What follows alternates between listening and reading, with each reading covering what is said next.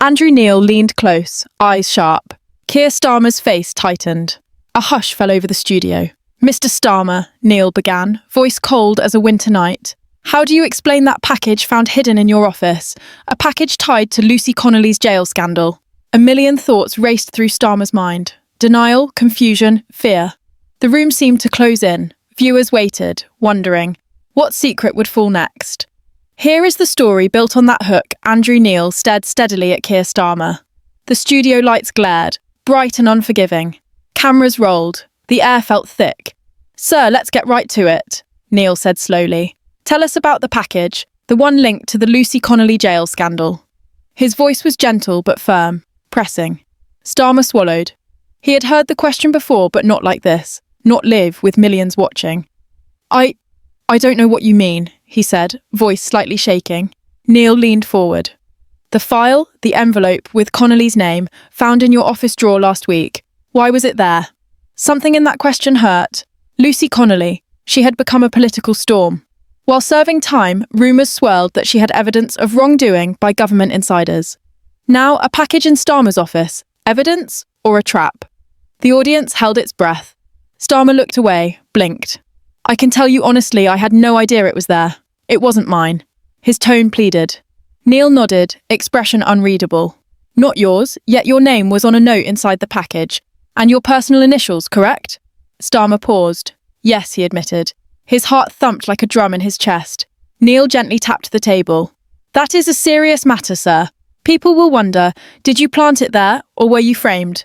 On the studio monitors behind them, the image of the sealed envelope appeared, marked, "Confidential, Lucy Connolly." The audience gasped. Neil picked up the envelope, weighed it. The silence grew heavier than stone. Starmer took a breath. He spoke as though pushing through water. "I had no idea it was there. Someone put it there to cast suspicion on me. I didn't know who. I would never hide anything like that." His voice cracked, but he steadied himself. Neil stayed silent a beat longer, then leaned back. "That is a serious accusation. Someone framed you. Do you have any idea who?" Starmer shook his head. "No, that's why I launched an inquiry." He had ordered an internal staff review, checking cameras, recent visitors to his office. Names floated, an aide who was fired, a fixer with shady ties. Each one looked guilty for a moment. Neil's gaze sharpened. "Let's talk timeline. When did you last use that drawer?" Starmer paused. "Thursday morning. I didn't touch it again until Friday. Friday evening, someone found the package and alerted my assistant." He swallowed. "I asked her not to open it." Neil leaned forward again. "But she did." Starmer nodded. The assistant had opened it, freaked out. Then the story leaked. Connection to Lucy Connolly. The scandal boiled. Had Starmer suppressed evidence? Was he hiding something? Neil turned slightly toward the camera, keeping Starmer in view. "Many will believe you can't be trusted, that you're hiding something. What do you say to them?" Starmer took a breath, looked into the lens. "I understand how it looks, but I'm asking for patience. Let the inquiry run. Let the facts come out. I want the truth revealed. I'll fully cooperate. I have nothing to hide." Neil nodded, eyes cool. He didn't smile. "The public will judge you on what comes next." A beat of silence. The tension hung. Finally, Neil leaned back and said, "Thank you, Mr. Starmer, for your time this evening." As Starmer left the studio, he felt the weight of every eye on him. Outside, the press hounded him. People tweeted and speculated. Some called it a scandal. Others called it a setup. Either way, a storm was coming. Days later, the inquiry published its finding. There was no sign Starmer had planted the envelope. Traces on the paper pointed to a former aide, dismissed weeks earlier, someone with motive and access. But the damage was done.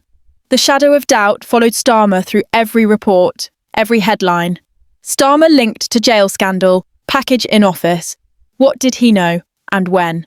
Starmer held a press conference. His voice was steady. "The inquiry shows I had no knowledge or involvement in this. I've been cleared. But one thing remains clear: trust, once cracked, is hard to rebuild."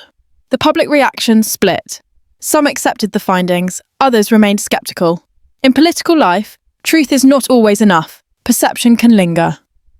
Neil's blistering question had set it in motion. The package, whether planted or not, became a symbol of hidden secrets, political intrigue, and trust betrayed. The shadow of that moment in the studio would stay with both men. Andrew Neil had thrown the first punch. Keir Starmer had survived, but not unscathed. In politics, even a whisper of scandal becomes